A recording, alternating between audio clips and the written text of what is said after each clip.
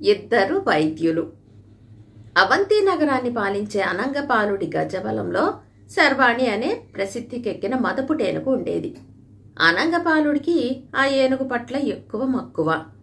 దాన్ని అధిరోహించి ఆయన అనేక యుద్ధాల్లో విజయుడు కావడమే అందుకు కారణం. ఒకనాడు అనంగపాలుడు శర్వాణి మీద సుఖాసీనుడై నగరం వెలుపల గల ఉద్యానవనానికి విహారానికి బయలుదేరాడు. ఉద్యానవనం దరిదాపుల్లో ఉందనగా శర్వాణి ఉన్నట్టుండి ప్రళయకాల జంఝామారుతంలాగా పెద్దగా ఘీంకారం చేస్తూ 4 కాళ్ల మీద చతికిలబడిపోయింది. అనంగపాలుడు అంబారీలో నుంచి కిందికి దుమికి ఏనుగుకు ఏమైందో చూడమని మావటివాణ్ణి ఆజ్ఞాపించాడు. శర్వాణికి అంత అర్థాంతరంగా ఏం ముంచుకు వచ్చిందో అతనికి అంతుపట్టలేదు. రాజు పశుపక్ష్యాదులకు కూడా వైద్యం చెయ్యగలడంలో సిద్ధహస్తుడనిపించుకున్న రాజవైద్యుడు శివశర్మను పిలిపించాడు. శివశర్మ ఏనుగును పరీక్షించి అనంగపాలుడితో, మహారాజా, ఇది ప్రాణులన్నిటికీ అరుదుగా వచ్చే సర్వాంగ కుంచితమనే మహావాతమని నాకనిపిస్తున్నది. ఈ వ్యాధి వచ్చిన జీవి బతకడం అన్నది అసాధ్యం. ఈ మధ్య నేను ఒక ప్రాచీన వైద్య గ్రంథంలో దీనికి చికిత్స వివరించి ఉండటాన్ని చూశాను. కాని అది విశేషమైన వ్యయప్రయాసలతో కూడిన పని అన్నాడు. ఈ ఏనుగు కోలుకుని తిరగడం నాకు ముఖ్యం. ఆ చికిత్స ఏదో ప్రారంభించండి అన్నాడు అనంగపాలుడు. శివశర్మ ఆ ప్రదేశంలో డేరాలు వేయించి అక్కడే విడిది ఏర్పాటు చేసుకుని ఏనుగుకు చికిత్స మొదలుపెట్టాడు. ఆయన అరుదైన వనమూలికలు, రకరకాల కాయధాన్యాలు తెప్పించి లేహ్యాలు, అవలేహ్యాలు తయారు చేస్తూ వాటితో ఎంతో శ్రద్ధగా ఏనుగుకు వైద్యం చేయసాగాడు. 1 రోజులు గడిచినా ఏనుగు శరీర స్థితిలో మార్పేమీ రాజుకు కనిపించలేదు. అయితే శివశర్మ మాత్రం ఆయనతో, మహారాజా, పైకి కనపడకపోయినా వైద్య ప్రభావం వల్ల ఏనుగులో వస్తున్న మార్పులు వైద్యుణ్ణైనా నేను గుర్తించగలుగుతున్నాను. మరికొద్ది రోజులలో ఇది మునుపటిలాగా లేచి తిరగగలదన్న నమ్మకం నాకున్నది అన్నాడు. ఇది విని అనంగపాలుడు చిరాగ్గా ఏదో అనబోయేంతలో అక్కడ చేరిన జనంలో నుంచి ఒక వ్యక్తి ముందుకు వచ్చి, మహారాజా, ఇంతవరకు జరిగిన చికిత్స వల్ల ఏనుగుకు చెప్పుకోదగిన మేలు కలిగిందని నేననుకోను. నాకు అవకాశం ఇప్పించారంటే దీని వ్యాధి నేను త్వరలో కుదర్చగలను అన్నాడు. అనంగపాలుడు ఆ వ్యక్తికేసి చూశాడు. అతను వినయంగా రాజుకు నమస్కరించి, మహారాజా, నా పేరు జీవకదత్తుడు, నేను వైద్యుణ్ణే అన్నాడు. వెంటనే శివశర్మ కలగజేసుకుని, ఇతడు కొన్నాళ్ల పాటు నా దగ్గర వైద్యం నేర్చుకునే ప్రయత్నం చేసి నా చేత వైద్య వృత్తికి పనికిరాడని పంపబడ్డవాడు అన్నాడు. అనంగపాలుడు కొంచెంసేపు ఆలోచించి, ఏ పుట్టలో ఏ పామున్నదో ఇతడు చేయగలిగింది కూడా చూద్దాం అని జీవకదత్తుడికి ఏనుగుకు చికిత్స చేసేందుకు అనుమతి ఇచ్చాడు. అప్పుడు జీవకదత్తుడు రాజుతో, ఈ ఏనుగు కంటికి ఆనేంత దగ్గరలో తటాకం ఒకటి తవ్వించండి మహారాజా. దాని నిండా తామర తూండ్లు తెప్పించి వేయించండి. తటాకం గట్ల చుట్టూ అందమైన చెట్లు, పుష్పలతలు నాటించండి అన్నాడు ఎంతో వినయంగా. అనంగపాలుడు ఆశ్చర్యపోయి, ఇదేనా నువ్వు చేయబోయే చికిత్స అని ప్రశ్నించాడు. జీవకదత్తుడు అవునన్నట్టు తల ఊపి, కొద్ది రోజుల్లో తమరు ఆ చికిత్సా ఫలితాన్ని చూడగలరు అని జవాబిచ్చాడు దృఢమైన స్వరంతో. రాజు జీవకదత్తుడు అడిగినట్టే వారం తిరగకుండా పెద్ద తటాకం తవ్వించాడు. ఆ తర్వాత జీవకదత్తుడి కోరికపై రోజు గజశాల నుంచి కొన్ని ఏనుగులను మావటి వాళ్లు ఆ తటాకం నీటిలో స్నానం చేయించేందుకు తోలుకుపోసాగారు. ఇలా 10 రోజులు గడిచాక జీవకదత్తుడు రాజును తటాకం దగ్గరకు తీసుకుపోయాడు. అక్కడి దృశ్యం చూసి అనంగపాలుడు తన కళ్లను తానే నమ్మలేకపోయాడు. తటాకంలో శర్వాణి ఇతర ఏనుగులపై నీళ్లు చిమ్ముతూ ఘీంకారాలు చేస్తున్నది. ఎలాంటి చికిత్స చేశావో గాని శర్వాణి పూర్తిగా కోలుకున్నది. రేపు నిండు సభలో నిన్ను ఘనంగా సత్కరించదలిచాను, వచ్చి కనబడు అన్నాడు రాజు. దాపుల ఉండి ఇది విన్న శివశర్మ, మహారాజా, కష్టపడి రాత్రింబవళ్లు ఏనుగుకు వైద్యం చేసి స్వస్థత కలిగించిన వాణ్ణి నేను. ఇన్నాళ్లకు నేను వాడిన మందులు పనిచేసి శర్వాణి మిగతా ఏనుగులతో తిరగగలుగుతున్నది. ఇందులో జీవకదత్తుడు చేసిందేమీ లేదు. తమ సత్కారానికి అర్హుణ్ణి నేను అన్నాడు. జీవకదత్తుడందుకు ఒప్పుకోక, నేను అవలంబించిన ప్రక్రియ వల్లనే ఏనుగుకు స్వస్థత చేకూరింది, శివశర్మ చేసిన చికిత్స వల్ల కాదు అంటూ వాదనకు దిగాడు. అనంగపాలుడు ఎటూ నిర్ణయించలేక, సరే మీరిద్దరూ రేపు సభకు రండి, మీ వివాదాన్ని పరిష్కరిస్తాను అని చెప్పి వెళ్ళిపోయాడు. మర్నాడు నిండు సభలో ఆయన వైద్యులు లేవదీసిన వివాదాన్ని ప్రస్తావించి, ఏనుగుకు స్వస్థత కలిగించిన వాళ్ళు ఆ ఇద్దరిలో ఎవరో చెప్పమని అడిగాడు. ముందుగా సుబుద్ధి అనే మంత్రి, మహారాజా, శివశర్మ ఇచ్చిన మందుల ప్రభావం వల్లనే ఏనుగు లేచి తిరగగలుగుతున్నదనడంలో సందేహం లేదు అన్నాడు. సుకీర్తి అనే మరొక మంత్రి, మహారాజా, చచ్చినట్లు పడి ఉన్న ఏనుగుకు ఉత్తేజం కలిగించడానికి జీవకదత్తుడు కల్పించిన కొన్ని పరిస్థితుల వలన మాత్రమే దాని వ్యాధి నయమైందని నాకనిపిస్తోంది అన్నాడు. మంత్రులలోకెల్లా చిన్నవాడైన శశిధరుడు మాత్రం, మహారాజా, వైద్యులిద్దరైనా ఏనుగుకు జరిగిన చికిత్సను మాత్రం విడివిడిగా కాక ఒకటిగానే చూడాలి, అందుచేత తమరు చేసే సన్మానానికి ఇద్దరూ అర్హులే.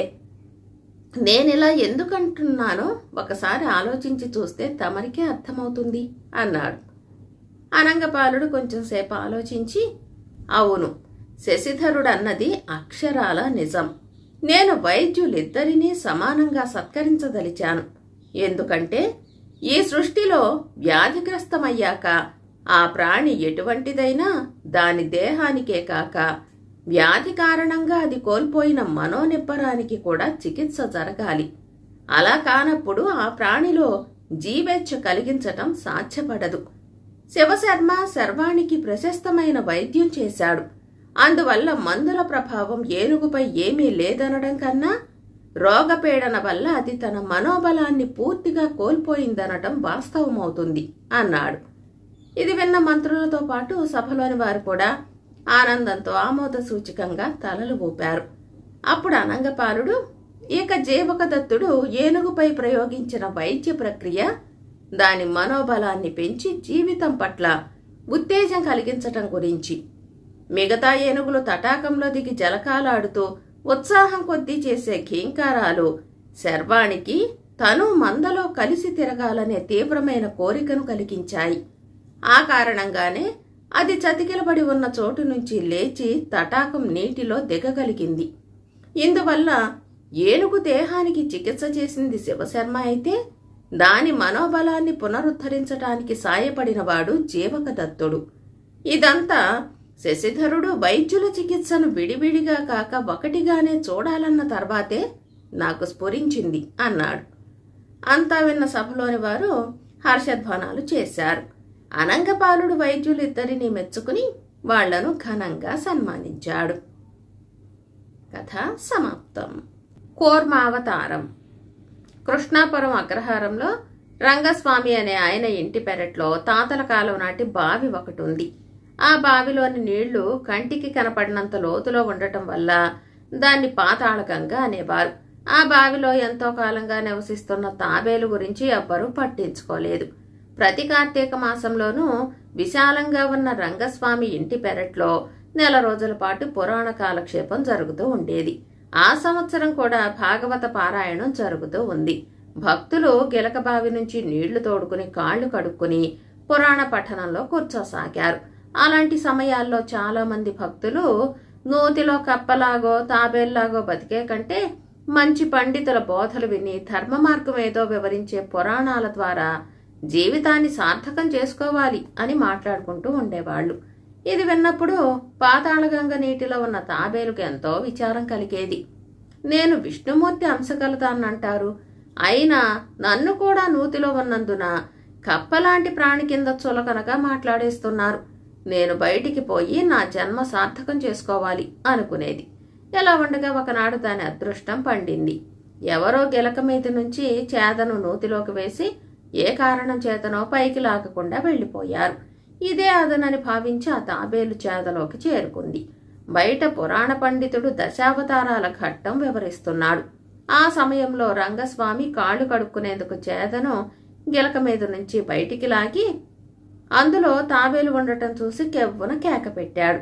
తాబేలు అదృష్టమో లేక కాకతాళీయమో సరిగ్గా ఆ సమయంలోనే పండితుడు విష్ణుమూర్తి దాల్చిన కూర్మావతారం గురించి చెబుతున్నాడు. అదే క్షణంలో తాబేలు బావి నుంచి బయటకు రావటంతో భక్తుల్లో అలజడి బయలుదేరింది. ఆ తాబేలు వెడల్పు సరిగ్గా అప్పడాలు ఒత్తుకునే పేటంత ఉంది. ఎత్తు ఒక పెద్ద గుమ్మడికాయంత ఉంది. దాన్ని చూసి పురాణ పండితుడు తన్మయత్వంగా, ఆహా, కూర్మావతార ఘట్టం వినడానికి స్వయాన విష్ణువే ఈ రూపంలో వచ్చినట్టుంది అంటూ తాబేలుకు భక్తిగా నమస్కరించాడు. దానితో భక్తులందరూ తాబేలుకు దండాలు పెట్టసాగారు. అంతమంది జనాన్ని చూసి భయంతో ముడుచుకుపోయిన తాబేలు వాళ్ళు తనకు దండాలు పెడుతున్నారని తెలుసుకుని, నేను విష్ణుమూర్తి అంశగలదాన్ని అన్నమాట అన్న గర్వంతో తలను బయటికి తీసింది. తాబేలు తల చూడగానే స్వామివారు కరుణించారు అంటూ భక్తులు భక్తితో గోవిందలు కొట్టసాగారు. రంగస్వామి పసుపు రాసిన పీట మీద తాబేలును పెట్టి పూజామందిరంలోకి తీసుకెళ్లాడు. కొబ్బరికాయలు కొట్టడం, హారతులు ఇవ్వటం వంటి వాటితో పూజామందిరం మార్మోగిపోయింది. ఆనాటి నుంచి తాబేలుకు కూర్మావతారం అని పేరు పెట్టి మొక్కులు మొక్కసాగారు. దానికి గుడి కట్టడానికి చందాలు కూడా వసూలు చేయసాగారు. ఇంతవరకు భక్తులిచ్చే కానుకలు తను స్వీకరిస్తున్నాడు. గుడి పేరుతో తాబేలు బయటకు పోతే వాటికి లెక్కలు చెప్పవలసి వస్తుంది. అందుచేత బంగారు గుడ్లు పెట్టే బాతులాంటి తాబేలును వదులుకోకూడదనుకున్నాడు విష్ణు రంగస్వామి. ఈ కారణంగా ఒకనాడు ఆయన భార్యకు పూనకం వచ్చింది. ఆమె నిలువెల్లా ఊగిపోతూ, ఓ భక్తాగ్రేసర్లారా, నేను రంగస్వామి పూజామందిరం దాటిన మరుక్షణం తనువు చాలిస్తాను, నాకు గుడి కట్టవద్దు అన్నది. ఆ మాటలు కూర్మావతారం మాటలుగానే భావించి భక్తులు గుడి కట్టే ప్రయత్నాన్ని విరమించారు. రంగస్వామి ఆడిన కపట నాటకం చూసి తాబేలుకు చాలా కోపం వచ్చింది. రంగస్వామి తాబేలుకు దండం పెడుతూ, ఇలాగే కనకవర్షం కురిపించావంటే నీకు వెండి తొడుగు చేయిస్తాను అన్నాడు. మనుషులలో ఉండే ఎక్కువ తక్కువలు, అంటరానితనం, స్వార్థంతో కూడిన మొక్కులు విని వాళ్ల నిజస్వరూపం తెలుసుకున్న తాబేలుకు నూతిలో జీవితమే బాగున్నదనిపించసాగింది. మరికొంతకాలం జరిగేసరికి భక్తులు తాబేలుకు సమర్పించే కానుకలతో రంగస్వామి మరి 4 ఎకరాల పొలం కొన్నాడు. దానితో తాబేలు మీద వచ్చే ఆదాయం రంగస్వామి ఒక్కడే అనుభవించటం చాలా మందికి అసూయ కలిగించింది. వాళ్ళు అది ఉమ్మడి సొత్తని వాదించి రంగస్వామిని ఆదాయం లెక్కలు చూపమన్నారు. దీనితో విసిగిపోయిన అతను కూర్మావతారం చాలించిందని నలుగురికి చెప్పవచ్చుననుకుని దాన్ని రహస్యంగా రాత్రివేళ తీసుకుపోయి ఊరి చెరువులో వదిలేశాడు. మర్నాటి ఉదయం రంగస్వామి భార్యకు మరొకసారి పూనకం వచ్చింది. ఆమె జుట్టు విరబోసుకుని చిందులు తొక్కుతూ, కూర్మావతారాన్ని మాట్లాడుతున్నాను, అంతా శ్రద్ధగా వినండి. నా కారణంగా భక్తుల మధ్య కోపతాపాలు, కలహాలు రావటం దురదృష్టం. అందువల్ల కొంతకాలం పాటు మీ కంట పడకుండా ఉండదలిచాను. మీ కలహాలకు స్వస్తి పలకండి అన్నది. అక్కడ చెరువులో ఉన్న తాబేలుకు మళ్లీ మనుషుల మధ్యకు రావాలన్న కోరిక మరెప్పుడూ కలగలేదు. కథ సమాప్తం. నేపాళ జానపద కథ. మంత్రశక్తులు. ఒకప్పుడు నేపాళ దేశం మాంత్రికులకు ప్రసిద్ధికెక్కింది. అక్కడ కొందరు సామాన్య ప్రజలకు కూడా కొన్ని శక్తులుండేవి.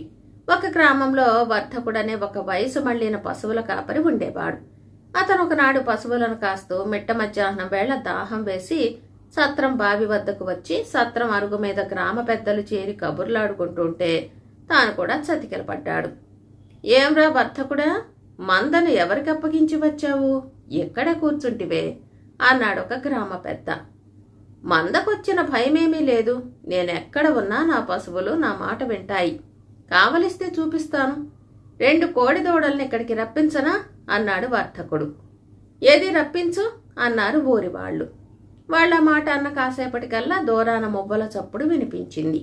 2 కోడి దూడలు శరవేగంతో పరిగెత్తుకుంటూ వచ్చి సత్రం దగ్గర ఆగి వర్ధకుడికేసి మోరలెత్తి చూశాయి. ఇక పదండి, వెళ్లి మీ మేత మీరు మెయ్యండి అన్నాడు వర్ధకుడు. వెంటనే కోడి దూడలు వెనక్కు తిరిగి వెళ్లిపోయాయి. అవి తిన్నగా మంద ఉండే చోటికి చేరుతాయో లేక ఎవరి పొలం మీదనన్నా పడి పాడు చేస్తాయో అన్నాడొకడు. అటువంటిది ఒక్కనాటికి జరగదు అన్నాడు వర్ధకుడు.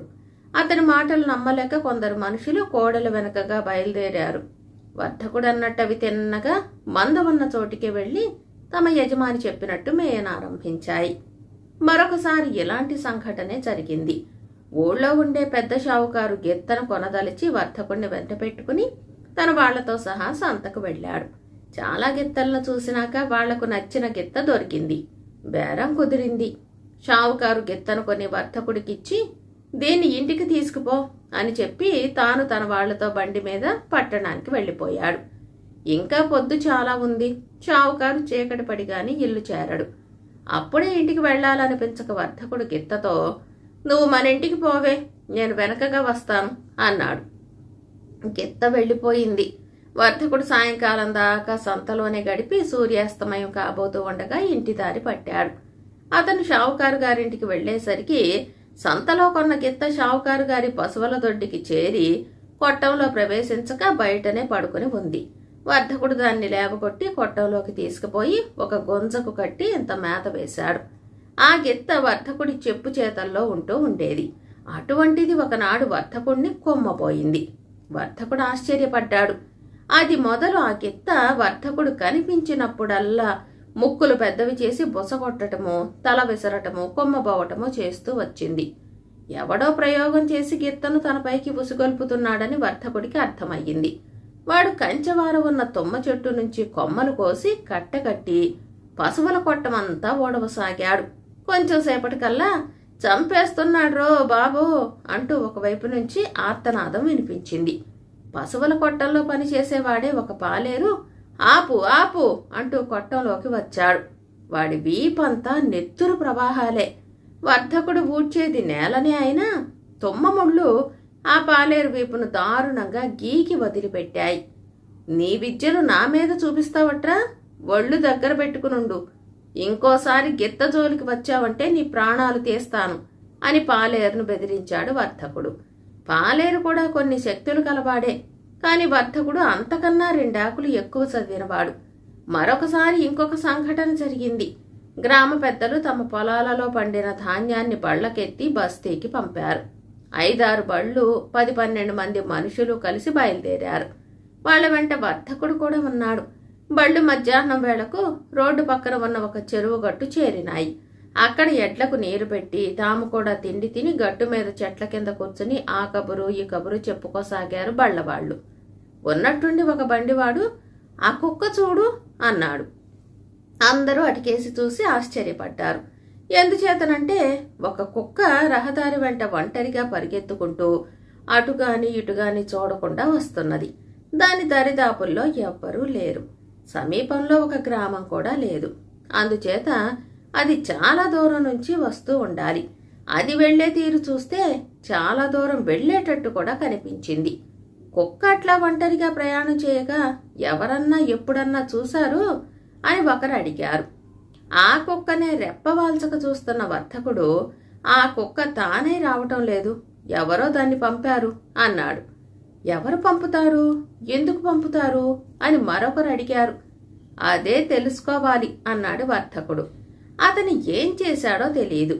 అంత వేగంగా వస్తున్న కుక్క కాస్త చప్పునాగి స్పృహ వచ్చిన దానిలాగా అటూ ఇటూ చూసి వెనక్కు తిరిగి వచ్చిన దారినే తిరిగి వెళ్లిపోయింది. ఒక అరగంట కల్లా ఒక మనిషి గుర్రం మీద దౌడు తీస్తూ కుక్క వెళ్లిన వైపు నుంచి వచ్చాడు. చెరువు గట్టున మనుషులను చూసి ఆ మనిషి గుర్రం దిగి, నా కుక్క జోలికి వచ్చిన వాళ్ళెవరు, మీ పని మీరు చూసుకోక ఇతరుల వ్యవహారాల్లో ఎందుకు వేలు పెడతారు అని గదమాయించాడు. ఎవరిని అడుగుతావు, నీ కుక్క జోలికి మేమెవరమూ వెళ్లలేదు అన్నాడు వర్ధకుడు. బళ్లవాళ్లు చాలా మంది ఉండటం చూసి గుర్రం మీద వచ్చిన మనిషి కాస్త తగ్గాడు. వర్ధకుడు ఆ మనిషి చేత నిజం చెప్పించాడు. ఆ మనిషి ఒక పశువుల వైద్యుడు. 1-2 ఆమడ మేర మరొక పశువుల వైద్యుడు లేడు. ఈ వైద్యుడికి కొన్ని శక్తులు కూడా ఉన్నాయి. ఆయన తన కుక్కను వెర్రిదానిలాగా కనపడేటట్టు చేసి తన ఇష్టం వచ్చిన చోటికి పంపకం చేయగలడు. అది ఏ మందనో చేరి ఏ పశువునో కరిచి పారిపోయి తన యజమాని వద్దకు వచ్చేస్తుంది. పిచ్చి కుక్క కరిచిందని భయపడి వాళ్ళు ఈ పశువుల వైద్యుడిని పిలిపిస్తారు. ఈయన వెళ్లి పశువుల కుడితిలో ఏదో మందు కలిపినట్టు నటించి, కుక్క కరిచిన పశువు చేత ఈ కుడితి తాగించండి, ఏ ప్రమాదమూ జరగదు అని ధైర్యం చెప్పి బోరెడంత డబ్బు పుచ్చుకుని వెళ్ళిపోతాడు. ఆ కాలంలో పిచ్చి కుక్క కాటుకు మందే లేదు. కాని ఈ పశువులను కరిచేది నిజంగా పిచ్చి కుక్క కాదు గనుక పశువులకు ఏ ప్రమాదమూ ఉండేది కాదు. అయితే ఈ పశువుల వైద్యుడు మాత్రం పిచ్చి కుక్క కాటుకు నమ్మకంగా చికిత్స చేయగలడని ఖ్యాతి సంపాదించాడు. అంతులేని డబ్బు కూడా గడించాడు. అటువంటి పశువుల వైద్యుడి ఆట కాస్త వర్ధకుడి మూలంగా కట్టయిపోయింది. ఇలాంటి కథలు చాలా నేపాళ దేశంలో వాడుకలో ఉండేవి. కథ సమాప్తం. కురూపి రాకుమారి. రాజుపాలెం అనే ఒక కుగ్రామంలో ఉండే పార్థుడనే యువకుడికి ఇక ఆ గ్రామంలో ఉండాలని అనిపించలేదు. తండ్రి చేసిపోయిన అప్పులు తీర్చడానికి ఉన్న ఒక్క ఇల్లు అమ్మవలసి వచ్చింది. అతను బతుకు తెరువు కోసం ఒకనాటి సూర్యోదయం వేళ ఆ గ్రామం వదిలి రాజధాని నగరానికి ప్రయాణమయ్యాడు. మధ్యాహ్నానికల్లా వాడు అడవి మధ్య ఉన్న చింతల దిబ్బ ప్రాంతం చేరాడు. అక్కడ దిబ్బ మీద గుడిసె ఒకటి ఉంది. మంచినీళ్ల కోసం అతను ఆ గుడిసెను సమీపించాడు. ఆ గుడిసె మంత్రాల మరిడమ్మది. 25 ఏళ్లుగా ఆమె ఆ గుడిసెలో ఒంటరిగా నివసిస్తోంది.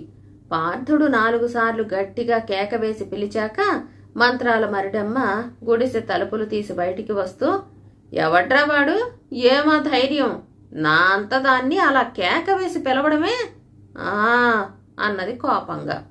మరిడమ్మ నుదుటి మీద పెద్ద ఎర్రని బొట్టు, మెడ నిండా రకరకాల పూసల దండలు, జడలు కట్టిన రాగి రంగు జుట్టు, పిల్లి కళ్ళు, తీవ్రమైన కంఠస్వరం ఇవన్నీ చూసి కాస్త భయపడ్డాడు పార్థుడు. అయితే అతను తనని తాను సర్దుకుని, మాంచి ఎండన పడి వచ్చాను, కాసిన మంచినీళ్ళిచ్చి పుణ్యం కట్టుకో అత్తా అన్నాడు. అది విని మరిడమ్మ, వరసలు కలిపేవాళ్లంటే నాకు చచ్చేంత చిరాకురా అబ్బి. సరే, నీళ్లేం కర్మ, ఏకంగా కోడికూర రొట్టెలు తిని కాసేపు నడుం వాల్చి చల్లబడ్డాక వెళ్దువు గాని లోపలికి రా అంటూ గుడిసెలోకి దారి తీసింది. అక్కడ మరిడమ్మ పెద్ద విస్తట్లో వడ్డించిన కోడికూర రొట్టెలు తింటూ పార్థుడు, అద్భుతమైన కూర, అమోఘమైన రొట్టెలు, నిజంగా నీ చేతిలో ఏదో మంత్రం ఉందత్తా అన్నాడు. ఆ మాటలకు మరిడమ్మ పొంగిపోయింది. సాయంత్రం పార్థుడు నగరానికి బయలుదేరబోతూ ఉండగా సంగతి తెలుసుకున్న మరిడమ్మ, అక్కడ నీకు తెలిసిన వాళ్ళు ఎవరైనా ఉన్నారా, నీ దగ్గర సొమ్మేమైనా ఉందా అని అడిగింది. రెండింటికి లేదన్నట్టు తల ఊపాడు పార్థుడు. మరిడమ్మ పెద్దగా నవ్వి, చూడబోతే నువ్వు సత్యకాలపు సత్య ఎలా ఉన్నావు, ఆ మాయదారి పట్నంలో నువ్వు నెగ్గుకు రాలేవురా అన్నది. ఏమనాలో తెలియక పార్థుడు మౌనంగా ఊరుకున్నాడు. మరిడమ్మ ఆప్యాయంగా, ఏ మాట కామాటే చెప్పుకోవాలిరా అబ్బి, ఏ చక్రవర్తికి లేని కళ ఉంది నీ ముఖంలో, ఆ తలకాయ మీదకి కిరీటం ఒక్కటే తక్కువ అన్నది. రూపం ఇచ్చిన బ్రహ్మ నుదుటి మీద మంచి రాత రాయలేదు, నన్నేం చేయమంటావు అన్నాడు పార్థుడు. మరిడమ్మ ఒక క్షణం ఆలోచిస్తూ ఊరుకుని, సరే 4 రోజుల పాటు నా దగ్గర ఉండు, అత్త అంటూ వరుస కలిపావు, నీ తలరాత సరిచేస్తాను, మన రాకుమారిని నీకిచ్చి పెళ్లి చేస్తాను అన్నది. వేళాకోళం ఆడటానికి నీకెవరు దొరకలేదా అత్త, నువ్వు ఉండమంటున్నావు గనక అలాగే ఉంటాను, రాజును చేస్తానంటూ ఆశ పెట్టనవసరం లేదు అన్నాడు పార్థుడు. మరిడమ్మకు రాకుమారి మీద చాలా అభిమానం. మహారాణి నిండు చోళాలుగా ఉన్నప్పుడు మహారాజుతో కలిసి వనవిహారానికి వచ్చింది. ఆ సాయంత్రం వాళ్లు తిరిగిపోతూ మరిడమ్మ ఉండే చింతల దెబ్బ ప్రాంతానికి వచ్చారు. ఆ సమయంలో ఒక చిరుతపులి చెట్టు మీద నుంచి రాజున్న రథం మీదికి దూకింది. రాజైతే ఆ చిరుతను చంపాడు కాని రాణి భయంతో కంపించిపోవటంతో పురుటి నొప్పులు ప్రారంభమయ్యాయి. మరిడమ్మ ఆమెను గుడిసెలోకి తీసుకుపోయి పురుడు పోసింది. రాణి ఒక కురూపి ఆడపిల్లను కని బిడ్డను కళ్ళ చూడకుండానే కన్ను మూసింది. రాజుగారు ఆ కురూపి తన బిడ్డగా నలుగురికి చూపించటం ఇష్టం లేక అంతఃపురంలోని ఒక రహస్య మందిరంలో ఉంచి బయటి ప్రపంచం తెలియకుండా పెంచాడు. ఆ కురూపి రాకుమారి ఇప్పుడు యుక్త వయస్కురాలయ్యి రాజుగారికి ఆమె వివాహం గడ్డు సమస్యగా తయారయ్యింది.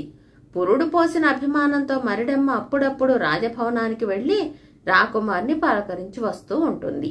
మర్నాడు తెల్లవారుతూనే మరిడమ్మ పంజరంలో ఉన్న ఒక రామచిలకను తీసుకుని రాజుగారి దగ్గరికి వెళ్ళింది. రాజు ఆమెను చూసి, ఏం మరిడమ్మ, చిలకను వెంట తెచ్చావే, అని అడిగాడు. నేను లోగడ వచ్చినప్పుడు రాకుమారి చిలక కావాలన్నది మహారాజా అంటూ బొంకేసింది మరిడమ్మ. రాకుమారి పంజరంలో ఉన్న చిలకను చూసి మురిసిపోతూ, దీనికోసం బంగారు పంజరం చేయిస్తానవ్వా అంది. హాయిగా అడవుల్లోనూ పళ్ల తోటల్లోనూ తిరిగే రామచిలుక నువ్వు బంగారు పంజరంలో బంధిస్తే సుఖంగా ఉండగలదా అన్నది మరిడమ్మ. అడవులు తోటలు ఎక్కడుంటాయి, ఎలా ఉంటాయి అని కుతూహలంగా అడిగింది రాకుమారి. అవన్నీ నాతో పాటు వస్తే చూపిస్తాను. అక్కడ ఎవరడిగినా నువ్వు నా మనవరాలివని చెప్పాలి. నిన్నెలా తీసుకెళ్తే మీ నాన్న నా తల నరికి కోట గుమ్మానికి వేలాడదీస్తాడు. నిన్ను చిలకగా మార్చి నా వెంట తీసుకువెళ్తాను, సరేనా అన్నది మరిడమ్మ. రాకుమారి సంతోషంగా అందుకు ఒప్పుకుంది. మరిడమ్మ ఏదో మంత్రం చదవగానే రాకుమారి కాస్త చిలకగా మారిపోయింది. మరిడమ్మ పంజరంలోని చిలకను గవాక్షం గుండా వదిలిపెట్టి చిలకగా మారిన రాకుమారిని పంజరంలో పెట్టుకుని తిరుగు ప్రయాణం అయ్యింది. ఆమె గుడిసె చేరేసరికి సాయంత్రం కావస్తూ ఉంది. బయట నులక మంచం మీద పడుకుని ఉన్న పార్థుడు మరిడమ్మ వచ్చిన అలికిడికి ఎవరు అన్నాడు. నేనేరా అల్లుడు, ఏం చూపు ఆనడం లేదా అన్నది మరిడమ్మ చిన్నగా నవ్వుకుంటూ. అత్తయ్య, నువ్వు గుడిసెలో నుంచి అటు వెళ్ళగానే నేనిక్కడ గుడ్డివాడినైపోయాను అంటూ పోరుమన్నాడు పార్థుడు. మరిడమ్మ వాడి భుజం తట్టి, దిగులు పడకు, నీకు తప్పక చూపొస్తుంది. ఇదిగో నా మనవరాల్ని వెంట తెచ్చాను. దానికి వైద్యం తెలుసు, త్వరలో నీకు చూపొచ్చేలా చేస్తుంది అన్నది. మరిడమ్మ ఏదో మంత్రం చదివి రామచిలకను రాకుమారిగా మార్చి ఒక చిన్న పాత్రలో ఏదో పసరు ఇచ్చి, మా వాడి కళ్లకు ఈ పసరు రాయి, నాకు అవతల పనులున్నాయి అంటూ గుడిసెలోకి వెళ్ళిపోయింది. పార్థుణ్ణి చూస్తూనే రాకుమారి చాలా ఆశ్చర్యపోయింది. సృష్టిలో అంత అందమైన వాళ్ళుంటారని ఆమె ఏనాడు ఊహించలేదు. అయితే అంత అందగాడికి చూపు లేకపోవటం ఆమెను ఎంతగానో బాధించింది. రాకుమారి మరిడమ్మ ఇచ్చిన ఆకుపసరు కళ్ళకు పూస్తుంటే పార్థుడు, ఎవరు నువ్వు అంటూ ఆమె చెయ్యి పట్టుకున్నాడు. మరిడమ్మ మనవరాల్ని. నేను రాసే మందుకు కళ్ళేమైనా మండుతున్నాయా అని ఆప్యాయంగా అడిగింది రాకుమారి. అదేం లేదు అన్నాడు పార్థుడు చిన్నగా నవ్వుతూ. మరిడమ్మ రాకుమారికి రామచిలకగా మారడం, తిరిగి మామూలు రాకుమారిగా మారడం ఎలాగో ఆ మంత్రం నేర్పింది. రాకుమారి చీకటి పడే సమయానికి చిలకగా మారి తన అంతఃపురానికి ఎగిరిపోయింది. మర్నాడు మధ్యాహ్నం వేళకు రాకుమారి వచ్చింది. వస్తూనే ఆమె పార్థుడికి పసరు రాసింది. ఈ విధంగా 10 రోజులు జరిగాయి. తనకు వైద్యం చేస్తున్న మరిడమ్మ మనవరాలు తన పక్కన లేకుండా జీవించలేనేమోనన్న భయం పట్టుకుంది పార్థుడికి. ఒకరోజు రాత్రి వాడు మరిడమ్మతో, అత్త, కంటి చూపు తిరిగి వస్తే ఆ చలవ నీ మనవరాలిదే. ఆమెకు అభ్యంతరం లేకపోతే పెళ్లి చేసుకుంటాను అన్నాడు. అదేమిట్రా అబ్బి, నీకు రాకుమారితో పెళ్లి జరపాలనుకుంటున్నాను కదా అన్నది మరిడమ్మ. నాకు ఏ రాకుమారి అవసరం లేదు, పెళ్ళంటూ చేసుకుంటే నీ మనవరాల్ని చేసుకుంటాను అన్నాడు పార్థుడు చాలా పట్టుదలగా. మర్నాడు వచ్చిన రాకుమారితో మరిడమ్మ పార్థుడన్న మాటలు చెప్పింది. అంతటి అందగాడికి నేను తగనవ్వా అన్నది రాకుమారి తల వంచుకుని. మా వాడికి చూపు రాదనే కదా నీ భయం అన్నది మరిడమ్మ. అందుకు రాకుమారి కంగారు పడి, అదేం మాట అవ్వా, ఆయనకు చూపు లేకపోయినా నాకుందిగా అన్నది. మరిడమ్మ సంతోషంగా, ఇద్దరికీ ఒకరి మీద ఒకరికి అంత ఇష్టంగా ఉన్నప్పుడు ఇంకా దాగుడు మూతలెందుకు? రాజ్యం కోసం గాక నిన్నుగా ఇష్టపడే వాడికిచ్చి నీ పెళ్లి జరిపించాలని మీ నాన్నగారి ఆశ. ఇక పార్థుడికి కళ్ళు కనిపిస్తాయిలే అన్నది. రాకుమారి ఆనందంగా తన భవనానికి వెళ్ళిపోయింది. మర్నాడు తిరిగి ఆమె రాగానే మరిడమ్మ పార్థుడితో, అల్లుడు, నా మనవరాలొచ్చింది, పెళ్లి ముహూర్తం కూడా పెట్టేశాను. ఒకసారి నీ కాబోయే భార్యను చూడు అంటూ మంత్రం చదివి పార్థుడి కళ్లను తాకింది. పార్థుడు కళ్ళు తెరిచి, ఆహా, నాకు చూపొచ్చింది అంటూ మరిడమ్మ పక్కనే ఉన్న కురూపి రాకుమారిని చూసి చప్పున తలదించుకున్నాడు. నా మనవరాలి రూపం నీకు నచ్చలేదా ఏం అని అడిగింది మరిడమ్మ. నీ మనవరాలంటే నాకు పంచి ప్రాణాలు, అయితే ఆమె వికార రూపం అంటూ నసిగాడు పార్థుడు. మరిడమ్మ ఒక చిన్న అద్దం తెచ్చి పార్థుడికి ఇచ్చింది. పార్థుడు అందులో తన ముఖం చూసుకుని భయంతో కెవ్వుమంటూ అరిచాడు. వాడి రూపం వికృతంగా మారిపోయింది. అల్లుడు, ఇప్పుడు చెప్పు, నా మనవరాలు నీకు తగిన జోడే కదా అంటూ నవ్వింది మరిడమ్మ. పార్థుడు తల వంచుకుని కొద్దిసేపు ఆలోచించి, అత్త, నాలో ఉన్న మూర్ఖత్వాన్ని పారదోలావు. ఈ పెళ్లి నేను మనస్ఫూర్తిగా చేసుకుంటాను అంటూ మరిడమ్మ అందించిన బంతిపూల దండను కురూపి రాకుమారి మెడలో వేశాడు. ఆశ్చర్యం! ఆ మరుక్షణం కురూపి రాకుమారి అతిలోక సుందరిలా మారిపోయింది. ఆ క్షణమే పార్థుడికి తన పూర్వరూపం వచ్చేసింది. మరిడమ్మ ద్వారా జరిగిన దాని పూర్వాపరాలు విన్న రాజు రాజ్యం కోసం కాక కోరి కురూపిగా ఉన్నప్పుడు తన కుమార్తెను వివాహమాడిన పార్థుడిని ఎంతగానో మెచ్చుకున్నాడు. ఆ తర్వాత కొంతకాలానికి రాజు కాలధర్మం చెందగా పార్థుడు రాజై ఎన్నో సంవత్సరాల పాటు ప్రజారంజకంగా రాజ్యపాలన చేశాడు. కథ సమాప్తం.